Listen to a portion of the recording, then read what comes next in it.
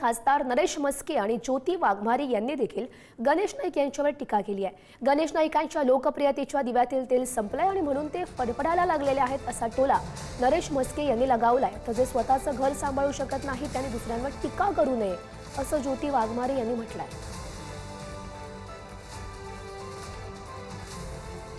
गणेश नाईक यांच्या लोकप्रियतेच्या दिव्यातलं तेल संपलंय।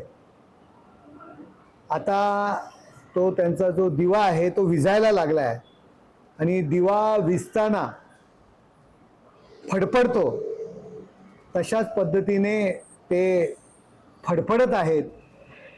गणेश नाईक बहुधा हे विसरलेले आहेत की श्रीकांत शिंदे यांचा ते पराभव करण्याची भाषा करतायत, परंतु ह्याच एकनाथ शिंदे साहेबांच्या रणनीतीमुळे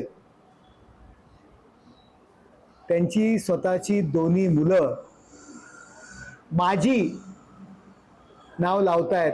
गणेश नाईक बंद करा हे धंदे। अरे जी लोक अमेरिकेला जाऊन मुलं जन्माला घालतात आणि नवी मुंबईत आल्यानंतर स्वतःच्याच रक्ताला स्वतःचं नाव द्यायला घाबरतात, त्यांनी दुसऱ्यावर टीका करू नये। तुमचं हाऊस जरी वाईट असलं ना तरी तुमचे धंदे किती काळे आहेत हे अवघ्या महाराष्ट्राला माहिती आहे। जो माणूस स्वतःचं घर सावरू शकत नाही त्यांनी दुसऱ्यावरती टीका करण्याचा उद्योग करू नये।